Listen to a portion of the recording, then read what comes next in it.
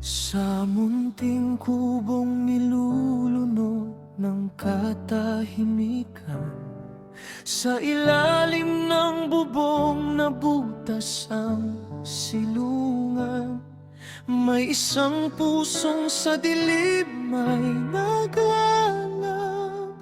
Bitbit ang pangarap na sa bukas ay sisikat. Sa bawat hakbang, sa daang maputik, sa bawat gutom na pilit tinitinis, may tinig ang puso na marahang sumisigaw. Balang araw, ako na may aangat.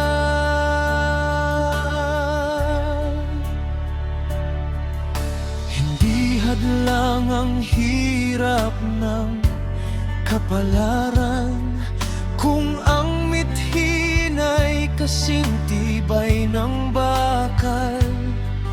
Sa sipag at tiyaga, sa dunong at aral, ang pangarap ay tiyak na matutupad.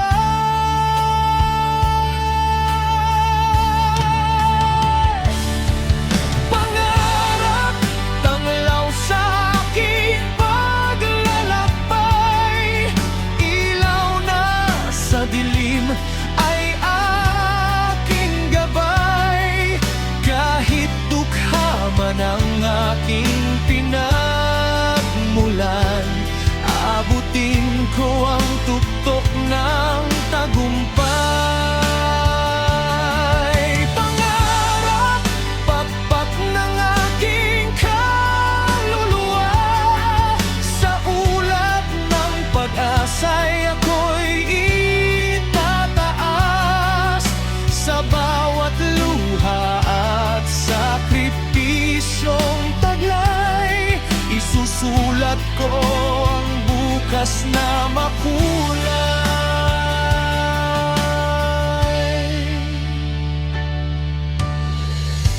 Sa pagitan ng pagod at pagkadapa, pag-asa ang siyang hindi nawawala.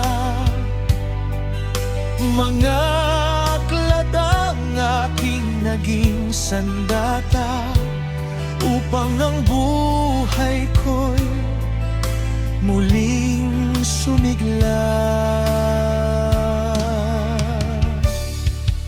Hindi man marangya ang aking tahanan, busilak naman ang laman ng isipan. Pagkat ang dunong ay kayamanang tunay, na walang sino mang makaagaw kailanman. At kung minsan man ako'y panghinaan, pangalangang pamilya ang aking sandigan. Sa bawat dasal at pagpupunyagi, tagumpay ay aking mababawi.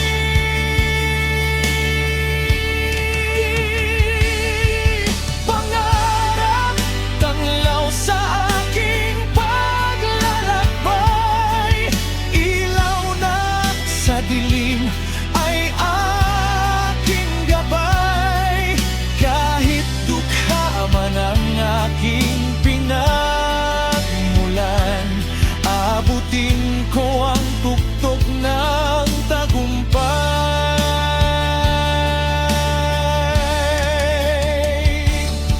Darating din ang umagang maningning, pawis at luha'y magiging hiyas ding nagniningning. Ang batang minsan salat sa yaman, siya ring aani ng karangalang Pilipinas.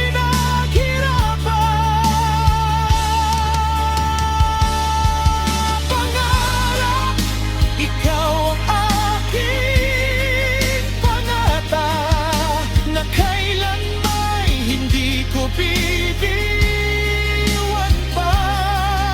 Sa sipag, tiyaga at talinong taglay, mula sa hirap, ako'y magtatagumpay. At sa paglipas ng panahon, ang dating pangarap ay magiging tugon. Sa batang dukha na nangarap noon, ngayon'y nakatitig na sa tugatog ng tagumpay.